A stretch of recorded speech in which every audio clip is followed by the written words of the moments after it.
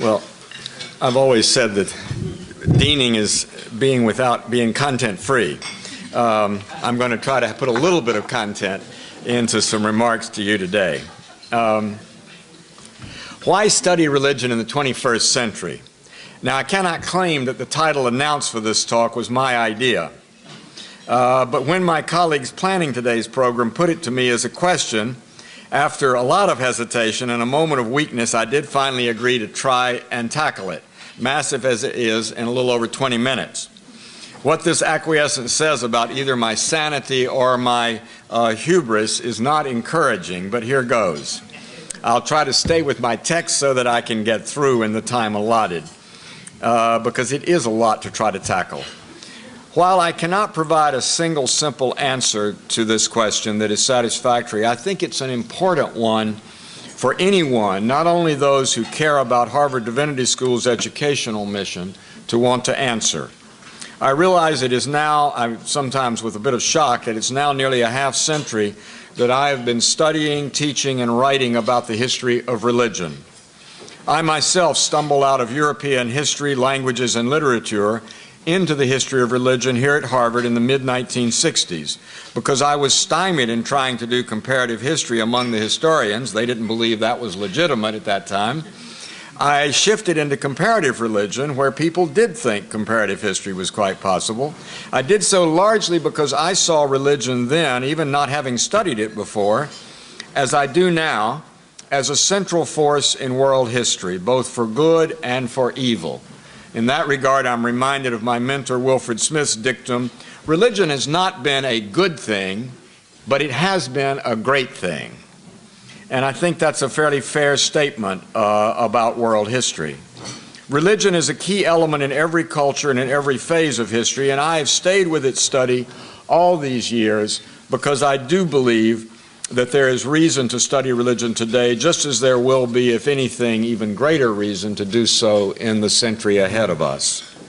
Indeed, much of my work as dean here at HDS has been directed at building a faculty and programs that can offer models for how to study religion in the decades ahead of us. In considering the question as to why religion needs to be studied in the 21st century, I've reflected largely upon the broader societal good that such study might offer, and less upon what advances in knowledge and understanding might be achieved within the scholarly community that makes religious and theological studies its professional province. Certainly, the advancement of knowledge and understanding is what my colleagues and I aim at in our work as scholars, and it's not unimportant. I would be far from saying that. But it is the work of generations and centuries, and not work that always bears immediate fruit for current problems and concerns in the world at large. In the half-century of my academic life, the sophistication and depth of study, analysis, and interpretation of religion, both as a generic dimension of human existence and also in the specificity of the myriad religious communities and traditions around the world, has advanced with almost breathtaking explosiveness. In America alone, but also worldwide, the study of religion has achieved a visible and accepted place in higher education that was frankly almost unimaginable as late as the early 1960s. It's also worth noting, I think, that my career corresponds almost exactly to the life of the largest professional association for religious studies in North America, the American Academy of Religion, which was the new name given to the National Association of Biblical Instructors in 1964. That was an organization that had been around for 40 or 50 years itself. The new name signaled the shift from largely Christian, preeminently biblical studies to a more expansive attempt to deal with religion as a global phenomenon. That shift has gone on apace ever since, and today HDS, along with the University of Chicago and the Divinity School there, reflects this perhaps more than any other divinity school.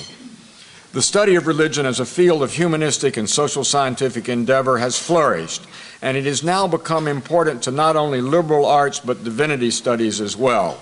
Despite that, I cannot see that it has changed the wider world in discernible ways that we might wish it had done, even if it has made more modest contributions to much better awareness of our shared, highly pluralistic world of religious communities and persons.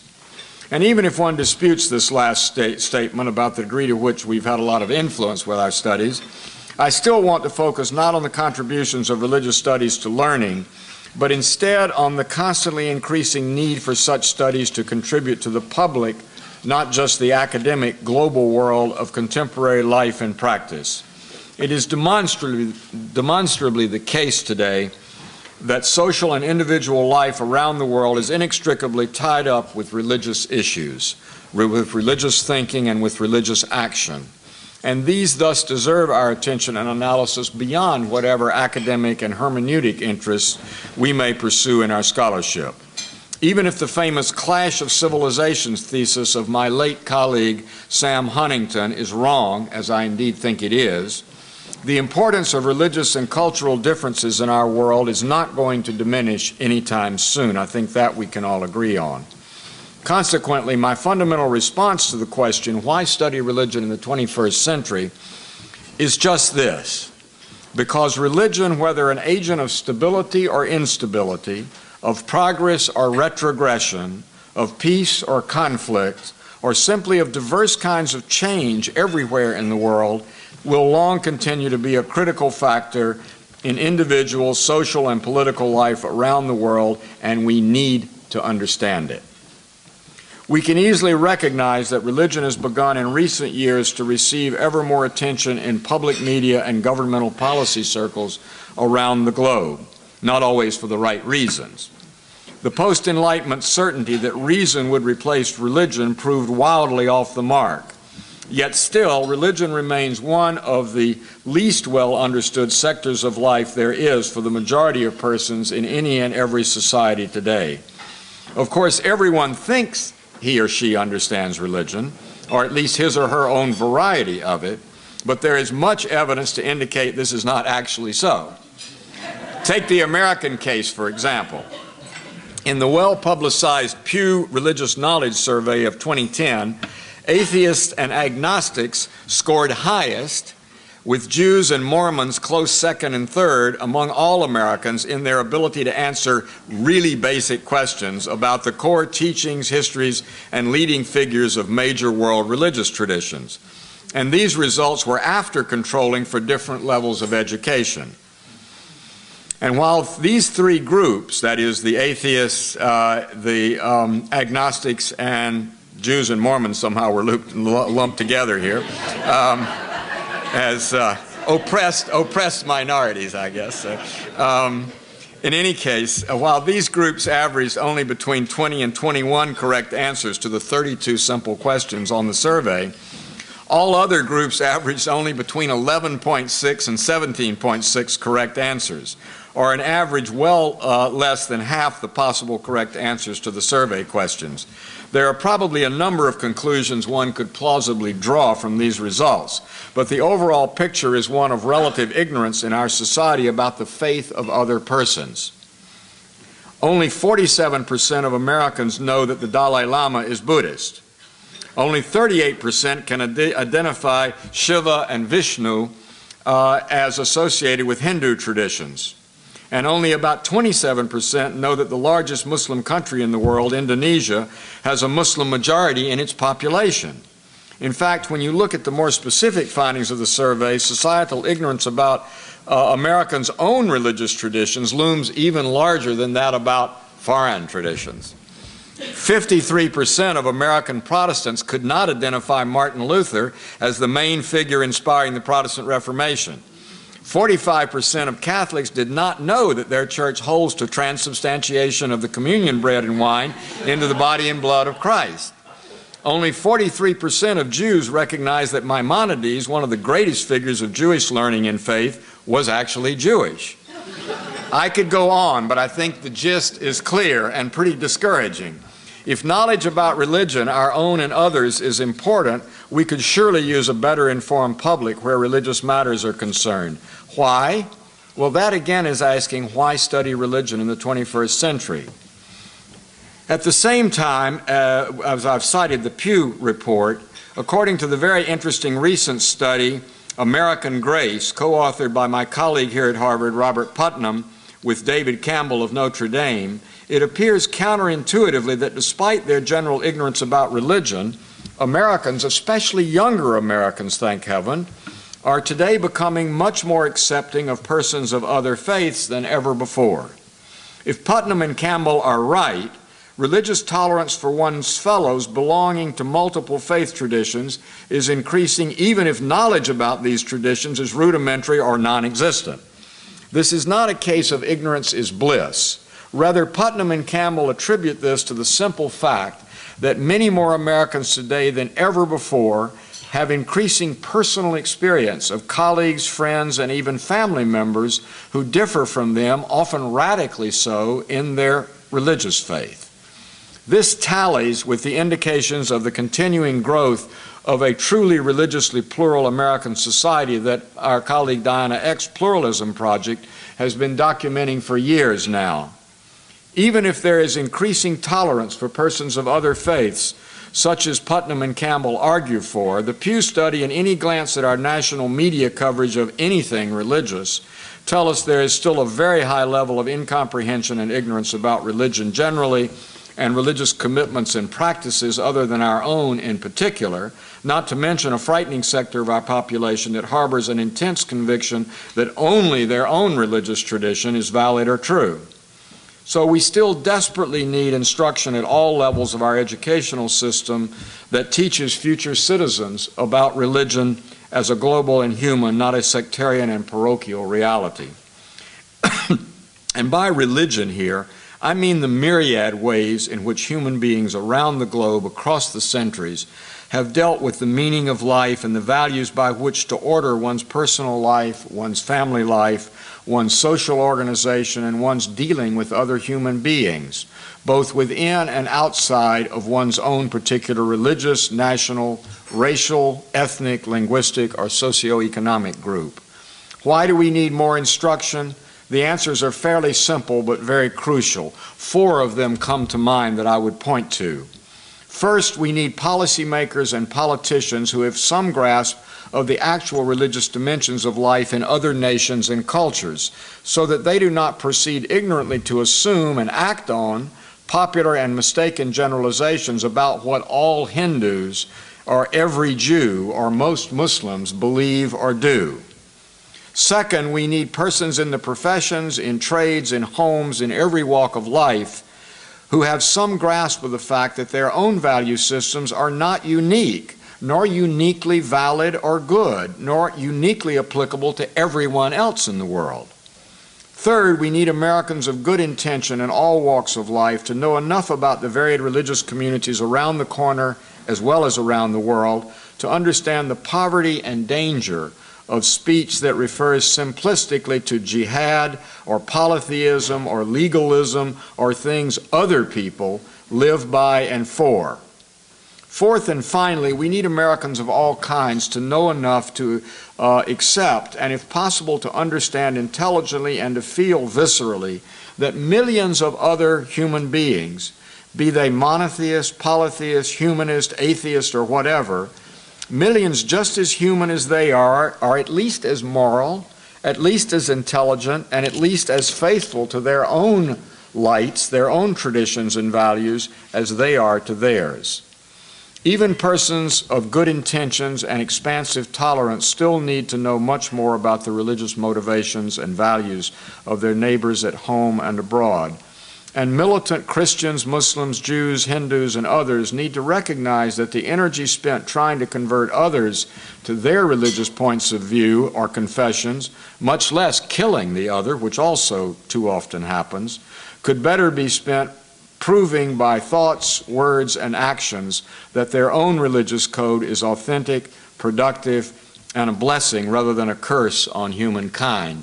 And here I'm reminded of Lessing's great story of Nathan the Wise, which if I had time today, I would retell to you, but look it up if you would, because it is a great story about what one should do with one's religious faith.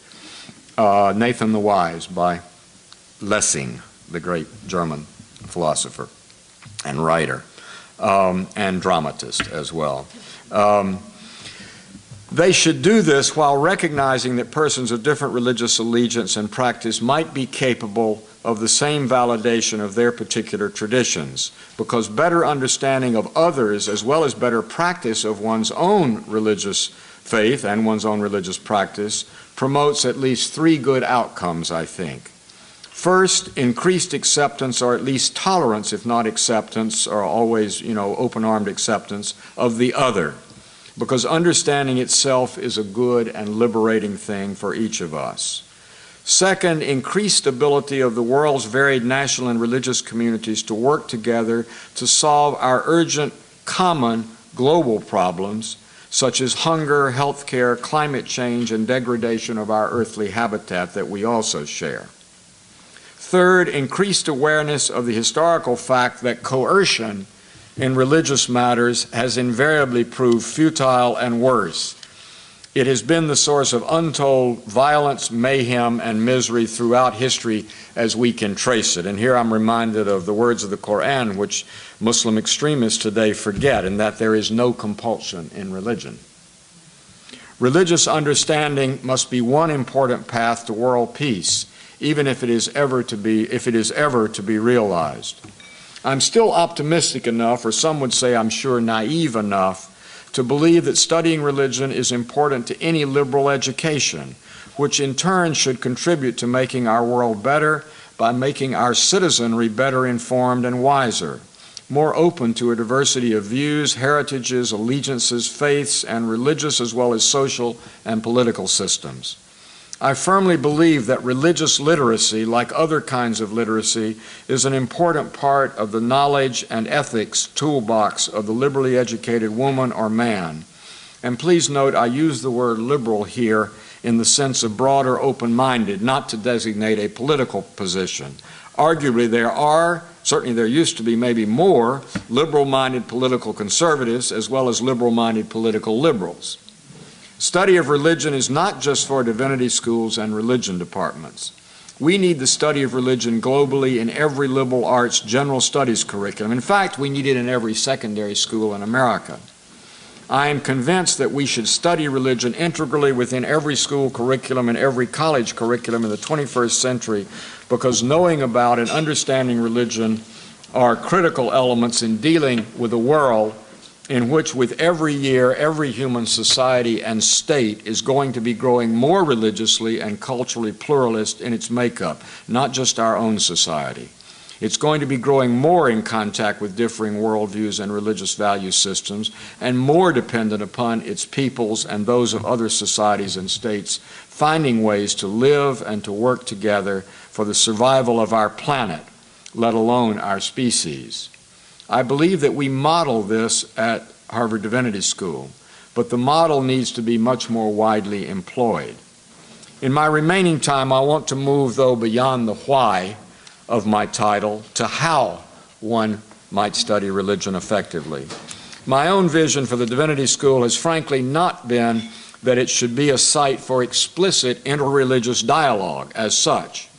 My experience of such dialogue efforts has too frequently been that they involve often either the juxtaposition of two monologues, as each conversation partner tries to convince the other of his or her tradition's superiority. Here, I hope that's not coming from up there. Or they involve a kind of uncritical refusal to recognize theological differences and historical traditions of conflict entirely. And they do that often in a rather soft-headed and soft-hearted effort to embrace one another and claim that at base all religions are the same, which is, of course, in my view as an historian, nonsense.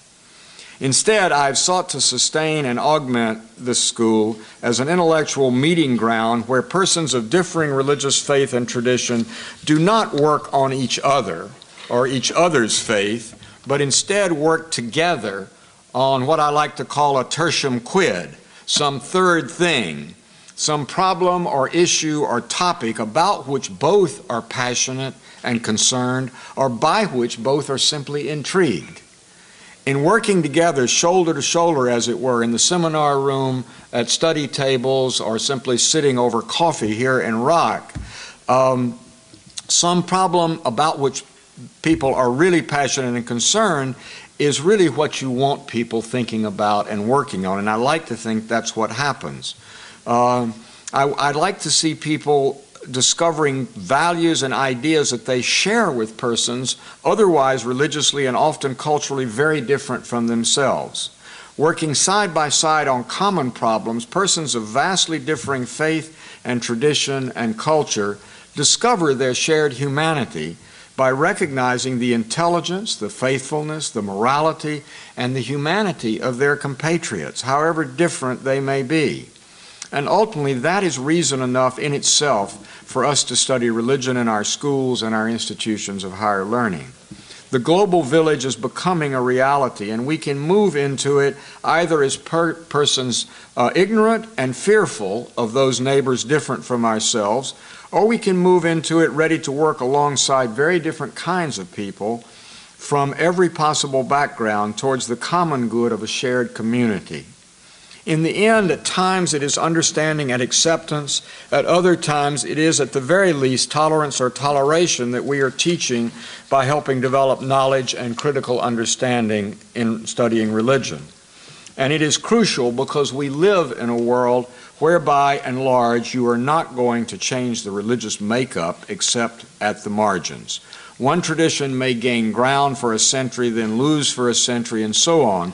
But I cannot foresee a future that I can imagine when one religious tradition is going to conquer the whole world. It is simply, I think, myopic, maybe even stupid of any one group to think they are going to do that, if only because it is contrary to all historical experience for over 5,000 years at this point. The fact is, we need to learn to live with other different human beings, whatever their religious practices and beliefs may be. We cannot afford to focus on persons as part of a religious monolith that we type in a certain way, rather than as human beings who happen to have a religious allegiance that we could understand better if we listened to them. We cannot afford to do that above all in a shrinking world. And so the kind of education that I would like to think we are trying to offer here at HDS in our small way, frankly needs to be propagated more widely in coming days. I hope that it will be. This is perhaps, again, a pious and naive hope on my part, but I don't think it is an unworthy one.